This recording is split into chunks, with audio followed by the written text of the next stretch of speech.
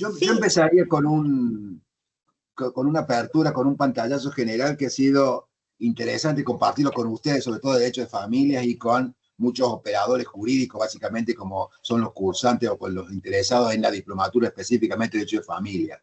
bien. Es muy breve. La nuestra, esta va a ser la 18 edición de la Diplomatura de Gestión, Mediación y Resolución de Conflictos. Pero fíjense que lo interesante ha sido que en estas 18 ediciones, digamos, hemos ido sufriendo una evolución, viviendo una evolución, tanto del mundo jurídico, sino de que tiene nuestra sociedad. ¿Por qué digo esta evolución? Que la vivimos, que por suerte la identificamos en nuestros cursantes y también en la diversidad de participantes. Porque lo que empezó originalmente como una propuesta casi destinada directamente a abogados que eran operadores del sistema hace casi 20 años, éramos operadores del sistema jurídico. La mediación era pensada como un instrumento, como una herramienta para resolver cuestiones judiciales, metida, insertada antes, después, etcétera, etcétera, etcétera. Preocupada por una situación de tribunales propiamente dicho y una conflictividad que la sociedad tenía en su relación y en sus vínculos. Pero fíjense que rápidamente hemos devenido, digo rápidamente porque, digamos, el tiempo va pasando mucho más rápido de lo que uno se imagina, lo que uno piensa o imagina, digo, de operadores, judiciales, pasamos a ser operadores jurídicos, digo los que estamos más cerca del derecho, soy abogado obviamente, pero también empezamos a recibir en nuestra diplomatura operadores sociales. ¿Por qué digo operadores sociales? Porque empezaron a venir dirigentes y responsables de recursos humanos, digamos, básicamente de gestión, empresarios, digamos, otras profesiones. Entonces, pero, ¿y por qué? Porque específicamente empezaban a necesitar herramientas para manejar situaciones particulares que ya no era el devenir en un juicio, era mucho antes de un juicio. Y entonces empezamos a entender que hay que trabajar en un rol de operador casi social. Somos operadores sociales. Y estas acciones son sociales. Fíjense que ahora estamos trabajando en una nueva edición, en un nuevo concepto, y estamos incorporando esos conceptos también en nuestra diplomatura, en el sentido de empecemos desde abajo. Nosotros desarrollamos obviamente una secuencia de conflicto, una cuestión de comunicación, una cuestión de teoría de decisión, porque son generadoras de la situación. No empezamos a hablar de conflicto, no empezamos a hablar de resolución, sino de gestión. Entonces empezamos a bajar esos escalones de donde intervenimos. ¿Y por qué digo esto? Cuando desarrollamos nuestras partes especiales, que después profundizamos, no quiero abundar ahora en esta apertura, pero digo para decir dónde estamos insertados. Hemos descubierto la necesidad de la transversalización. Estos conceptos, estas herramientas de gestión de las situaciones, de la diferencia, todavía no hablemos de conflicto, empieza a ser diferencia, tenemos que empezar a dotarle a la sociedad misma, desde la comunidad, por eso nuestra base es la mediación comunitaria, inmediatamente después le sigue la mediación en cuestiones de familia, porque hay cuestiones relacionales de por medio. Entonces, son vínculos que se van a mantener. Así como yo imagino que con mi vecino yo no me voy a mudar porque esté enojado con ellos, así son las relaciones de familia. No le voy a explicar esto y después van a abundar acá las especialistas, pero digo, la realidad es esta. Entonces necesitamos acciones restaurativas, que significa empecemos desde el vamos, empecemos a resembrar la semilla en la base, la sociedad, la comuna, el grupo, la familia, la escuela. Entonces, la esencia misma de la sociedad, que no hablemos como base de la sociedad, es la familia misma, el grupo, lo que era el clan, lo que era la evolución, la cuestión. Entonces digo, fíjese cómo hemos devenido en estas cuestiones, lo que transversaliza. Por eso es interesante y por eso nosotros, en nuestra diplomatura, le hemos bajado el contenido jurídico y hemos dado, digamos, para operadores. Por supuesto que damos la legislación, damos la normativa, pero no absolutizamos la normativa. Es mucho más general y es casi una explicación de conceptos jurídicos, no de derechos. No hablamos de artículos, hablamos del concepto. Entonces, y después, obviamente que desarrollamos instrumentos de negociación, de comunicación, que van a servir para la gestión misma, para la gestión de la vida. Entonces, fíjense que por eso es importante esta sinergia, sinergia que estamos generando con otras diplomaturas, para entender y para potenciar esa transversalización, esa horizontalización que necesitamos como cuerpo social. Y los otros días, fíjense cómo empieza a ser importante estas cuestiones. Hablábamos en una mesa con amigos que están en la justicia penal, fiscales, ayudantes fiscales, secretarios de cámara, etcétera, y ellos estaban entendiendo que el grado de violencia que vive nuestra sociedad con su devenir y con su resultado que termina siendo la acción delictual, es porque la falta de herramientas para manejar las situaciones de diferencia de la gente. Entonces, por ahí la importancia de dar herramientas, de proporcionarlas, de facilitarlas, digamos, y de asegurarlo. Por eso este proceso es importante que lo profundicemos, que lo simplifiquemos, que lo democraticemos, por decirlo de manera, entre comillas, digo, que ir hacia las bases, no empezar desde arriba, empezar desde abajo para que de abajo venga arriba, y ni qué hablar, seguramente, digamos, va a devenir en mejores relaciones comunitarias, de familia, ni qué hablar, y de ahí para arriba todo lo que ustedes quieran. Entonces, por eso yo quería, y viene bien que me hayan permitido abrir con este razonamiento para decirle que esta diplomatura, la nuestra, y mucho de esto, no es solo para abogados, es para la gente, es para todos, a todos les sirve, a todos. Es más, hemos tenido devoluciones y después experiencia puntual y específico. Recuerdo ahora rápidamente un director de recursos humanos que planteó en uno de sus casos prácticos un problema puntual que tenía y que después comentó con satisfacción que usando algo de lo que había estudiado, de lo que había, lo que había repasado y lo que había reorganizado distinto a partir de la teoría y básicamente desde la experiencia de los ejercicios, cómo había resultado favorablemente algo que es una situación muy, muy complicada en una cuestión, porque hay ejercicios que no son abstractos.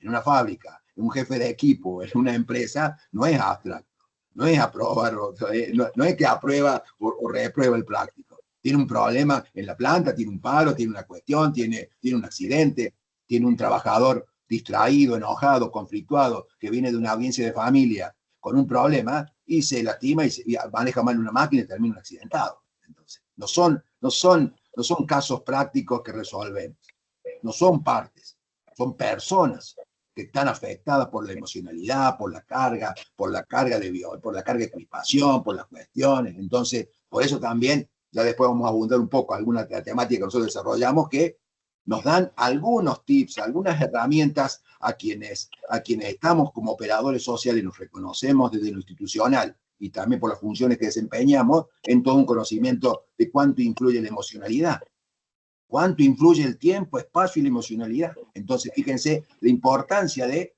profundizar algunos temas. Muchos de ustedes seguramente repasarán algunos temas o dirán, mira, ahora lo estoy organizando de una manera distinta. Entonces, esto quería como darles a ustedes esta noticia, que la diplomatura permanentemente está modificando, digamos, y actualizando y escuchando a los cursantes las necesidades reales y específicas. Y una gran cosa de la Secretaría de Educación Continua, que esto sea online, a distancia, de manera sincrónica, permite que gente de todos lados del país, incluso también de otros países, puedan intercambiar, ayudarnos a nosotros al intercambio, ayudarlos a ellos en la experiencia. Después estamos abiertos a lo que ustedes digan, ¿no? A lo que digan, seguimos profundizando. Adelante ustedes. Bueno, bárbaro, me parece la introducción. Creo que es desmitificar un poco, luego vamos a hacer intercambios recíprocos, creo que los tres, y la doctora también, Moreno Ugarte, va a presentar su parte que está muy referida a lo patrimonial, en materia de familia, pero lo vamos a conectar directamente con familia, porque en todos estos ámbitos que usted, doctor, refirió, creo que es una herramienta importantísima y lo es también en familia. Pero justamente esta labor que nosotros, yo con la doctora Ugarte he compartido muchos años en tribunales, yo como fiscal de cámaras de familia, la doctora sigue siendo camarista, yo ya me jubilé, pero ¿a qué me refiero? Que esa función de la que usted habla social, esta conflictividad y todo lo demás, si bien muchas veces entraba en familia en cuanto a los tribunales y entraba ya a nivel judicial, era controversial, siempre tuvimos una actitud, por lo menos tuvimos mucha afinidad siempre con la doctora Ugarte, incluso antes de entrar en las audiencias de vista de causa anteriores y que hoy las hacen los jueces de primera instancia, de tratar de conciliar. Es decir, lo hacíamos instintivamente y naturalmente, a pesar de que estábamos en un terreno absolutamente controversial, porque el juicio de divorcio subjetivo que otrora existía, que ya no existe más, que hace 10 años nos rige el Código Civil, el divorcio es incausado. Es decir, que instintivamente y en la conflictiva familiar más terrible tratábamos de incorporar esta figura que luego se fue abriendo cada vez más paso y que incluso hoy está admitida por ley, la mediación en materia de familia, pero solo en algunos aspectos muy limitados, porque yo voy a hablar desde mi perspectiva para abrirles el juego, cuando no está el orden público comprometido. El orden público en materia de familia no permite ingresar en materia de mediación, ni siquiera muchas veces en etapa prejurisdiccional, porque nosotros venimos de una historia de etapa prejurisdiccional, es decir, previo a iniciar el juicio, muy aceitado ya desde que se iniciaron los tribunales de familia como foro especializado, pero que se necesitaba agotar esa instancia y que la ley que tenemos en Córdoba, que puede replicarse quizás en muchas jurisdicciones, porque justamente en esto es de resorte de cada provincia, debe tener alguna ley referida a la mediación obligatoria y la mediación voluntaria. Es decir, que cada vez se incorporan más estas figuras, pero vemos que no se incorporan en otros aspectos, y yo me voy a referir a lo mío, para darle lugar justamente a la doctora Ugarte, y no profundizar tanto, que son acciones referidas al estado de familia como tributo de las personas, ese lugar que ocupamos dentro de la familia. No lo podemos hacer a través de mediación, salvo en el ejercicio o los efectos que derivan de esos estados de familia, y voy a dar el ejemplo. Tanto el divorcio como la nulidad de matrimonio, como las acciones de impugnación de la filiación, la gestación por subrogación, ¿cierto?, de la fertilización postmortem, es decir, muchas figuras abarcativas del orden público familiar donde no juega la voluntad de las partes ni en materia extrajudicial, es decir, no podemos disponerlo por voluntad de las partes, por ende tampoco está sujeto a la mediación, sino solamente por sentencia judicial, por eso está excluido el divorcio, la nulidad de matrimonio, las adopciones y las filiaciones en general. ¿Y por qué me digo en general? Porque puede haber reconocimiento de filiación, así como puede ir al registro civil a reconocer un niño o niña, un señor, también lo puede hacer en una mediación. Es decir, si bien la ley ahí no lo aclara, la ley de Córdoba por lo menos, puede haber un reconocimiento por los sistemas que establece el Código Civil en el 571, inciso A, B y C, uno de ellos que es a través de un instrumento público o privado reconocido. Entonces, ¿cómo no lo puedo hacer vía mediación? ¿Bien? Entonces, y que tiene todos los efectos como tal. Entonces, en materia de filiación, si hay que desplazar, no hay forma de recurrir a una mediación. Entonces, ¿en qué tipo de acciones, en qué tipo, como yo les dije, una cosa es el estado de familia donde está en juego el orden público familiar, filiación, donde está comprometida las técnicas de reproducción humana asistida, la adopción, la gestación por subrogación, que no permite este ámbito de esta justicia restaurativa, tal como hablaba el doctor, o de conciliación, porque está en juego otro aspecto que no permite esta concordancia entre las partes, sino que necesita una sentencia para desplazar o para introducir en este ámbito filiatorio diferente a una persona. Entonces, vemos que desde esa perspectiva, como están en juego normas de orden público, no podemos componerlas desde otra manera si no es vía judicial, y no porque querramos originar una controversia. Ahora, cuando ya está la filiación establecida, el ejercicio, los efectos que nacen de esas acciones, como es el cuidado parental, el tema alimentario, u otras cuestiones que ya va a referir justamente la doctora, sí, y donde está muchas veces instalado el conflicto familiar, y no es necesario arribar al juicio, ojalá se pudieran componer donde ya hay problemas porque hay una separación, hay problemas referidos justamente al tema de la responsabilidad parental en general. Allí vemos que los jueces de familia, incluso interviniendo, pueden digamos, interviniendo ya a nivel jurisdiccional, pueden remitir la causa a mediación. Lo pueden hacer dentro de un proceso, fíjense ustedes hasta qué punto se ha ampliado la mediación. Entonces, los dejo para que luego conversemos, pero que vean que hay aspectos que sí es posible y no es porque es posible, y ojalá haya muchísimo más, y como dice el doctor, no solamente referido a que intervengan operadores jurídicos como abogados, sino psicólogos, asistentes sociales, todos aquellos que son idóneos en el tema de la conflictividad familiar para sacarle este nivel de conflictividad y poder trabajar con lo que se llama la conciliación o la paz, como a veces referimos cuando vamos a este taller de jueces en la escuela, la paz, la conciliación, que lo aplicamos en todos los aspectos, y otros que no es posible porque invadiríamos materias referidas al orden público familiar, y yo en carácter de ex fiscal de Cámara de Familia que actuaba justamente donde estaba en juego el orden público familiar, no era posible estos aspectos privados o aspectos relativos a la voluntad de las personas, sino a través de una sentencia.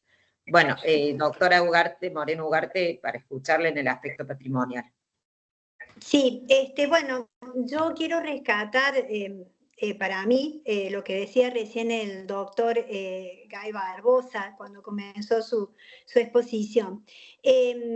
Nosotros tenemos varios módulos relativos a las cuestiones patrimoniales, a las relaciones patrimoniales familiares en nuestra diplomatura de familia.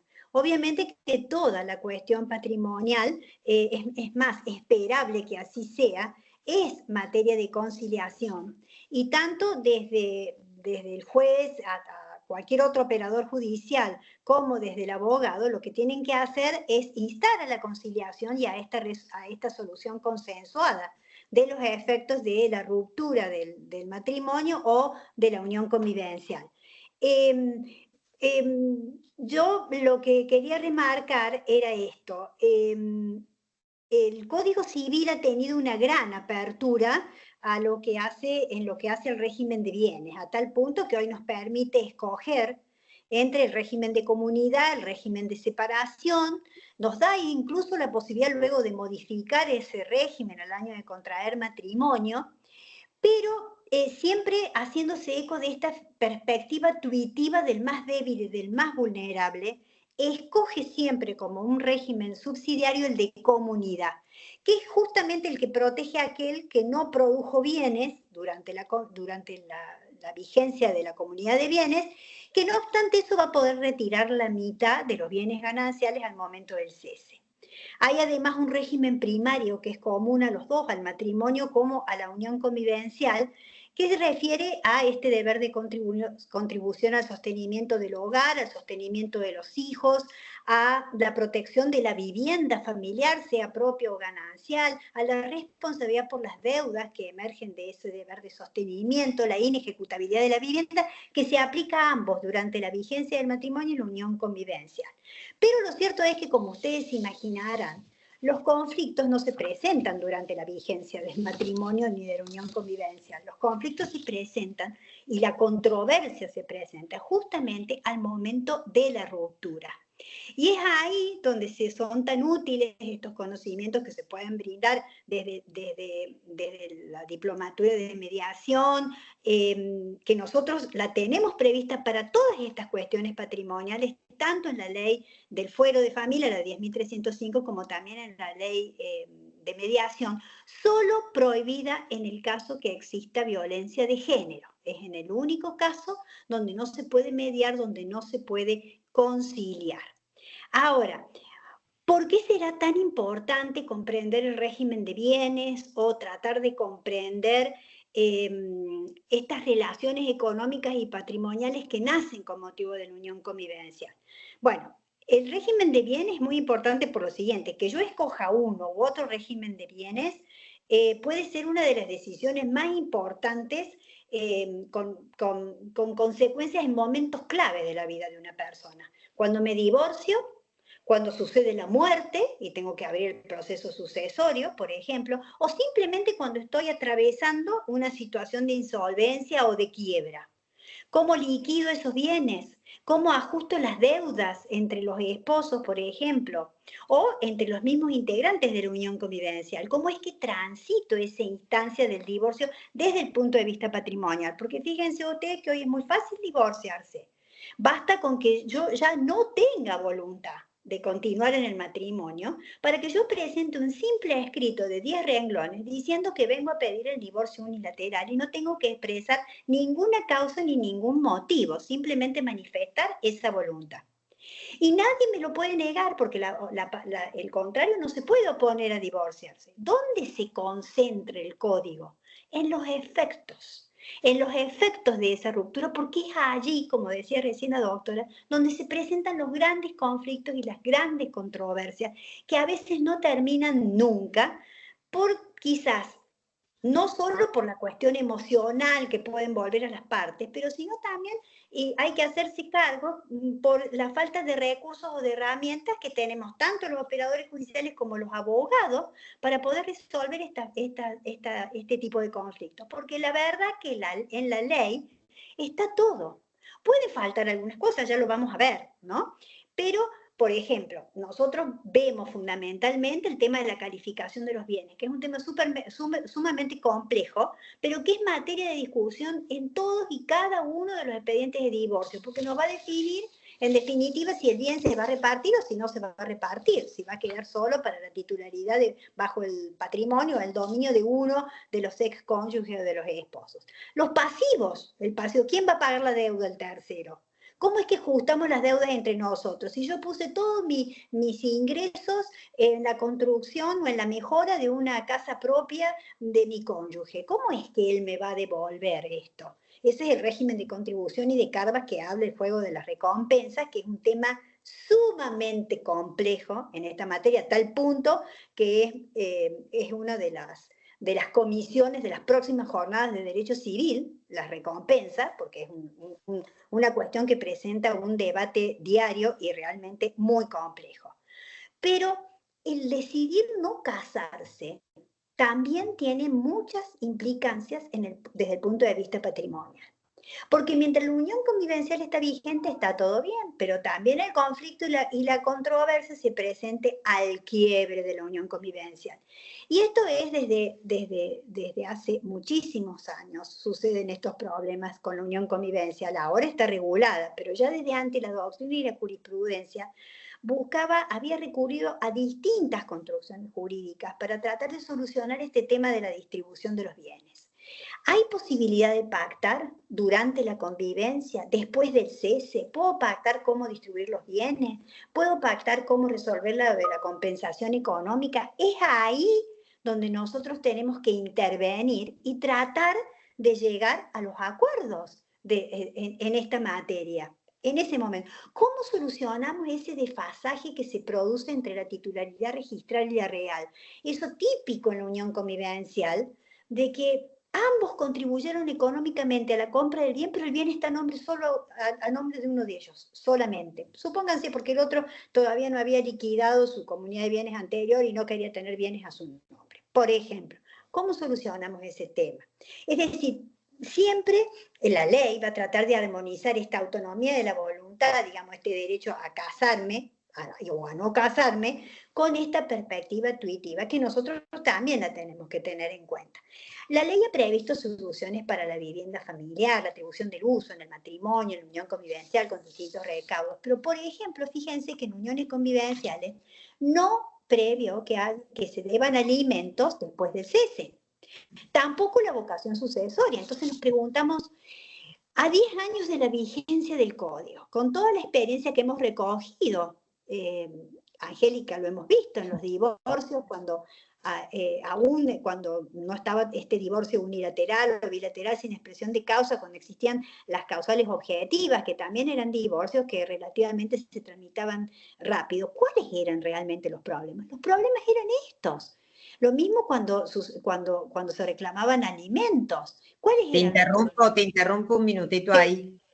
Muchas veces antes de entrar en las audiencias, para que lo vean, esto que dice la doctora y que lo hacíamos, no digo instintivamente por una cuestión instintiva, sino instintivamente para decir, el tribunal, antes de entrar a la audiencia de vista de causa en un divorcio que era subjetivo y que había que demostrar causales, decíamos, no es un tribunal moral, es un tribunal jurídico. Y veíamos que no, esa declaración, esa sentencia que iba a salir declarando inocente o culpable a algún cónyuge o el otro, de acuerdo a las causales que establecían, no iba a tener consecuencias en la práctica, porque ya se habían dividido los bienes, porque los alimentos no había ningún problema, que eran las dos consecuencias más importantes. Entonces veíamos que en realidad que los motivaba a entrar a esa audiencia y esa controversia era lo moral.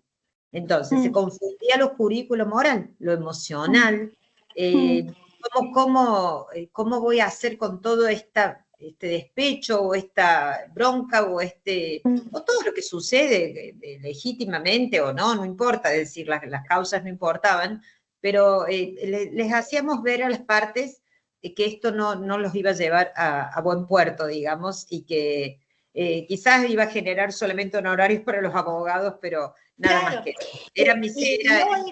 Voy a volver a conectar mi compu porque se está agotando la batería y no sé por qué. Hoy, justamente, como ya no hay obstáculos para obtener el divorcio, por ejemplo, el debate se traslada justamente al tema de la distribución de los bienes, al tema de la compensación económica, esta figura que hoy es, digamos, la reina de las figuras jurídicas en materia de derecho de familia, y en las uniones convivenciales también, el tema de la atribución del hogar, de la distribución de los bienes, y en la unión convivencial con el agravante de que el integrante de la pareja que está en situación de vulnerabilidad, que normalmente es la mujer, debo decirles, porque eso es así en el 99% de los casos, no tiene derecho a alimentos después, tampoco vocación sucesoria. Fíjense que hay ahora toda una corriente doctrinaria que entiende que debe otorgarse vocación sucesoria a los integrantes de la unión convivencial, es decir, relativizar este respeto a la autonomía de la voluntad que se ha expresado en este derecho a no contraer matrimonio, digamos, y hacer una modificación del régimen sucesorio tan profundo que le dé vocación sucesoria. Se verá luego en qué orden hereditario, con quién va a concurrir, con quién no va a concurrir, quiénes la excluirían, si sería o no legitimaria y cuál sería el porcentaje. Pero hay toda una corriente en ese sentido. Con esto les quiero decir, son muchos los interrogantes que todavía se nos presentan, pese a lo novedoso que es el código, pese a lo completo, debo decir, que es en materia de derecho de familia, porque en verdad nos da muchas herramientas. Si nosotros conocemos estos principios básicos que surgen de los tratados internacionales, que son los que han provocado estos avances tan importantes en derecho interno, en el derecho de las familias, si podemos interpretar las normas y aplicarlas conforme a la perspectiva de género, que hoy es obligada, y a este principio de igualdad de hombres y mujeres en las relaciones patrimoniales, no es complicado encontrar una solución. El tema es tener primero los conocimientos y luego, además, a esos conocimientos, sumar estas herramientas que nos pueden ser tan útiles para lograr una solución consensuada de todas estas cuestiones, porque son las que en definitiva tienen asegurado un buen puerto. Cuando es el juez el que decide, no es tan fácil luego cumplir con los alimentos, con la atribución de la vivienda, con el pago del canon locativo, con la compensación económica, mientras que si se logra consensuar, es mucho más fácil. Bueno, nosotros lo que vemos, la verdad, en la mayoría de los juicios no hay arreglos. La verdad es esa, no hay arreglos. Todo se controvierte, todo requiere de una resolución judicial, todo se apela. Es muy difícil consensuar, es decir, que estamos medios, digamos que fallando, ¿no? En esa cuestión de llegar a la solución del conflicto, donde ahí las herramientas que se pueden brindar desde la otra diplomatura, desde la mediación, sin duda van a ser muy importantes para nosotros. Nosotros en realidad lo que queremos es suministrar las herramientas para lograr las soluciones más justas posibles, pero también con el menor desgaste emocional y desgaste económico. Porque el desgaste económico, que por ahí nadie lo tiene en cuenta por esto que decía recién la doctora Yuri, de esa, digamos, esa cuestión emocional que atraviesa estas cuestiones, las partes recién se dan cuenta cuando ya es tarde. Cuando es tarde, cuando hay que salir a subastar una casa porque hay que pagar honorarios de peritos, de abogados y demás. Entonces, es importante tratar de llegar a una solución consensual. Bueno, hasta aquí. Sí. Me gustaría que nos hagan las preguntas. A Sí. ver, nosotros promocionamos cada diplomatura, pero tratamos de interrelacionarlas porque están... Yo le agregaría ahora un punto de interrelación con el tema con el que la doctora planteó específicamente la cuestión. Estamos cansados de ver sentencias que apelan las dos partes. Entonces, digamos, aún ganando, apelan. Entonces digo, fíjense que lo que le incorpora la gestión previa es lograr la satisfacción. No es justicia, es que lo satisface a las partes. Lo bueno de la autocomposición, de la gestión. Por eso digo, trabajamos la gestión, no la resolución. Después, la consecuencia de una buena gestión y una satisfacción trae la resolución. Pero en definitiva, fíjense que lograr ese punto de satisfacción solo se logra a través de la autocomposición. Los terceros cuando intervenimos, lo resolvemos conforme, obviamente el tribunal ha acotado lo que hay en el expediente, pero el tercero que interviene de afuera da su solución, que no es la solución de las partes. Por eso es importante la generación y la construcción de esos espacios de autocomposición, de ayuda, de restablecimiento, mejora de comunicación. Por eso son herramientas, lo que hay que aprender, lo que hay que dotarse, lo que hay que potenciar. Todos. Y agrego algo más. Yo estuve hablando con las juezas de familia, por supuesto, que están en el tema de que cuando los derivan a mediación, que a veces las partes dicen, de mediación voy a demorar, dentro del proceso creen que es algo que implica una dilación en un proceso, es decir, salgamos rápido de esta etapa de mediación para volver a la controversia. Y eso también es terrible, porque se planteaban recursos de reposiciones contra esos decretos de las juezas que mandaban a mediación, como diciendo, a ver, vayan a un lugar fuera del escenario judicial. Y había una oposición férrea de los abogados para no hacerlo, porque decían que eso implicaba, es verdad que hay tardanza judicial muchas veces, esto no es que estemos hablando ni loas de la justicia ni loas de la mediación, hay una realidad, las realidades superan muchas veces digamos, las cuestiones de personal, hay jueces buenos, jueces malos, fiscales malos, como en todos lados, ¿no es cierto? O sea, no estamos hablando de la profesión en sí, sino de que muchas veces hasta las mismas partes se oponen a la mediación como si fuera algo que les va a hacer perder el tiempo. Exacto. Entonces, hay que volver a esto, porque incluso hoy hablaba con una de las que está en la diplomatura nuestra, que es la doctora Belén Miñón, que hay una etapa que incluso va luego de la mediación muchas veces a pedirse la homologación judicialmente. Y ella se da cuenta que muchos pedidos de homologación, es decir, ese acuerdo donde se había llegado a una mediación, donde estaba todo bien, el cuidado parental, los alimentos u otras cuestiones que eran mediables, se les pedía que se homologue, es decir, que se le dé fuerza de valor judicial para luego poder ejecutar. Y ella veía que muchas de estas cláusulas que se habían dispuesto no eran ejecutables. No obstante, está bien que se pida la homologación, aun cuando no todo fuera pasible de ejecución, porque siempre hemos aprendido que no se puede homologar aquello que no se puede luego ejecutar. Pero también hay que tener una mirada diferente en materia de familia, que va más allá de esto. Entonces, lo que no se puede... La parte quieren ese respaldo y esa firma y ese sello, lo quieren o lo necesitan, porque también hay una carga cultural. ¿Sí? Deberíamos volver al tema, al momento de cuando se honraba la palabra y todo lo que digamos, estamos lejos de eso y nos hemos alejado mucho, pero en el camino, este proceso de autocomposición, fíjense que ustedes, lo bueno en general de los acuerdos de mediación es que son cumplibles y hay un bajísimo número de incumplimiento, de ejecutabilidad, porque como se trabajan realmente bien todo el proceso, los acuerdos son cumplibles, son posibles, aceptables. Bien. Entonces genera, digamos, pacifica, tranquiliza y logra la autosatisfacción, efectivamente lo que la parte necesitaba, o lo más que podía lograr en ese espacio.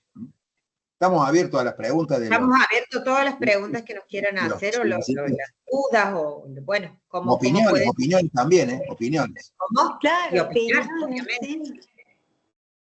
Hola, buenas tardes. Soy Antonella, recién recibida de la facultad, en espera del título, pero bueno, me pareció muy interesante haberme conectado a esta charla, dado que bueno, me ayudaría muchísimo para el día de mañana tener resoluciones, dado que recién comienzo en todo lo que es esa carrera, ¿no? Estaba escuchando muy atentamente a la doctora Moreno en base a lo que es el tema del divorcio unilateral y lo que indica todo lo que vendría a ser lo que es la materia patrimonial. Yo tengo un caso, obviamente que no estoy resolviendo, simplemente comento sobre un caso de una persona de la cual hace muchísimos años se casó, duró poquísimos meses la relación, pero todavía continúan casados. A todo esto estamos juntándonos al año 80 y algo, o sea, básicamente código viejo, con el código viejísimo. Cuestión de que esta persona todavía no realiza el divorcio. Obviamente hace muchísimos años que la unión convivencial también está afuera, no conviven, no nada.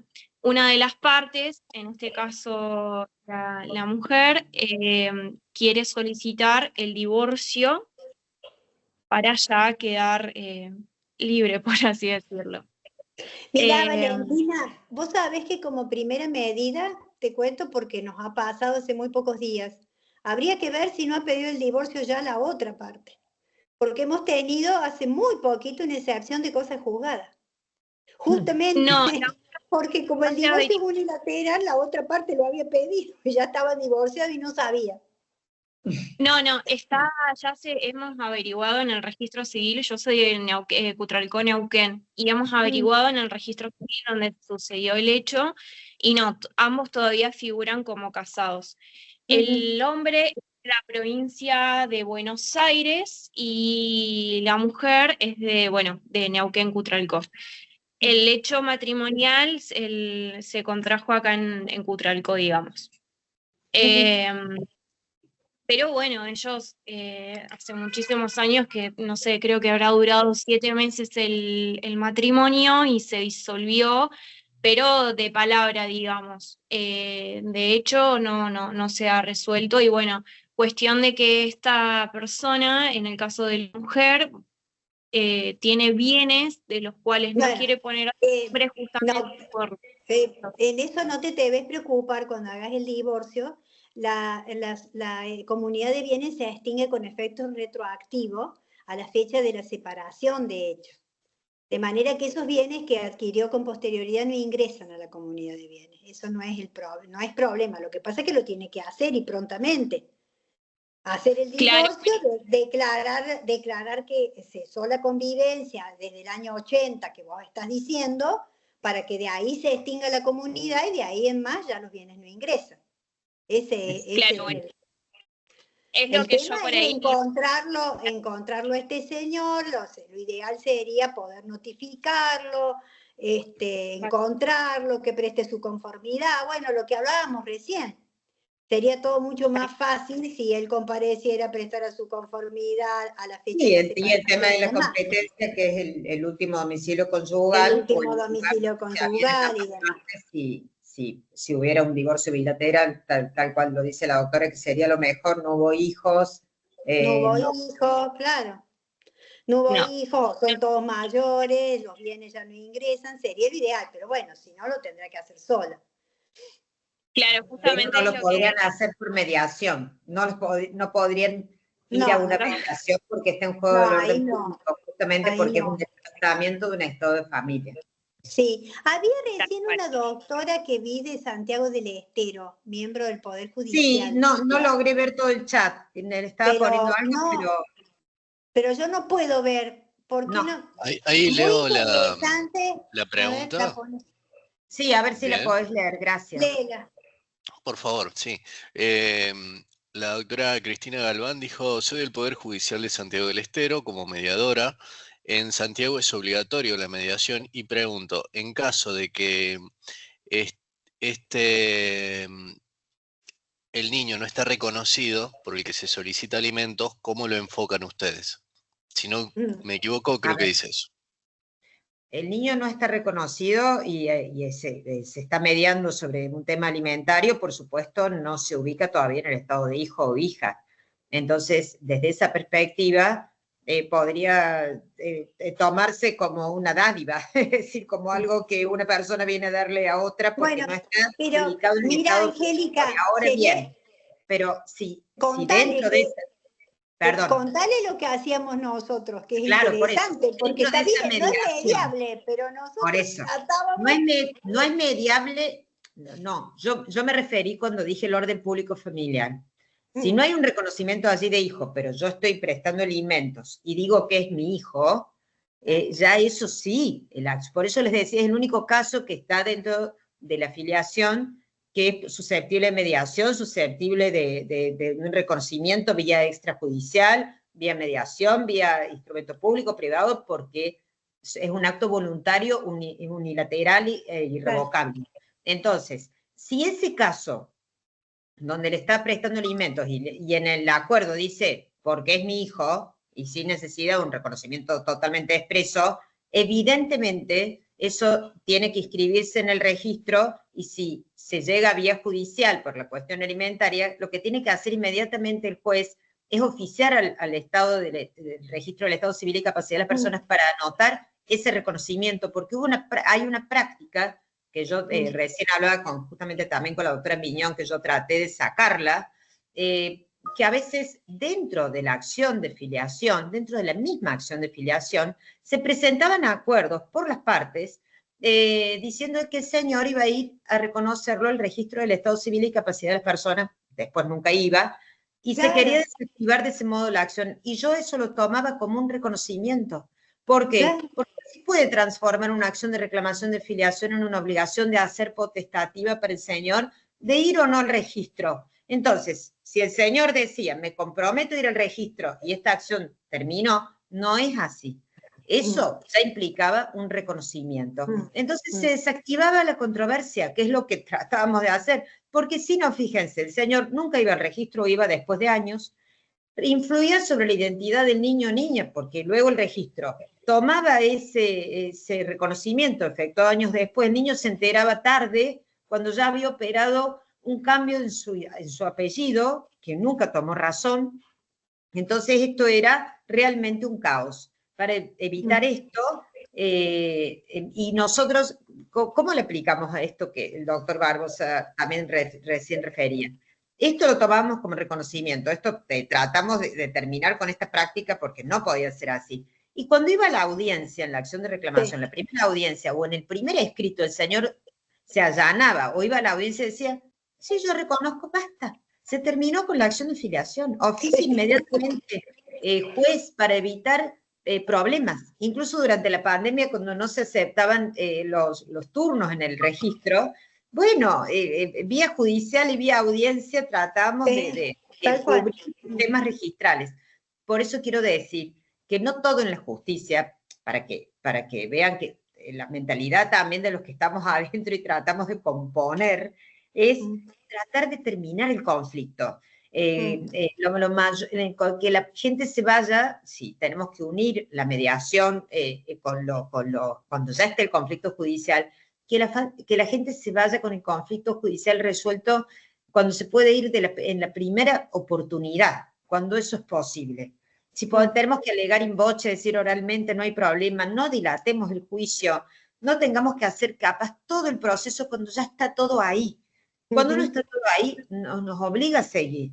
Pero no, hasta fijábamos los alimentos, acórdate. Exactamente, Casos, por eso... Cuando lográbamos decirle a este señor, a ver, señor, ¿es su hijo o no es su hijo? Sí, es mi hijo. Bueno, acabemos acá, labrábamos No. el acta, ordenamos oficial y ya establecíamos una cuota alimentaria. No, incluso y no acordada. solamente eso, para que vean cómo esto de la mediación siempre estuvo en nuestra cabeza y determinar el conflicto. Supongamos una acción de desplazamiento, donde el progenitor no era el progenitor, ADN que lo excluía. Sí. Y a veces ese niño que escuchamos para ver qué pasaba con su apellido, que siempre hay que escuchar a los niños, por supuesto con la determinada autonomía para entender su identidad, el padre biológico estaba en la puerta, no estaba sentado a la vez porque era una acción de desplazamiento. Entonces el niño elegía el apellido del papá biológico con el que tenía vinculación desde que nació. En realidad este padre legal nunca tuvo vinculación porque se había apartado de la historia del niño.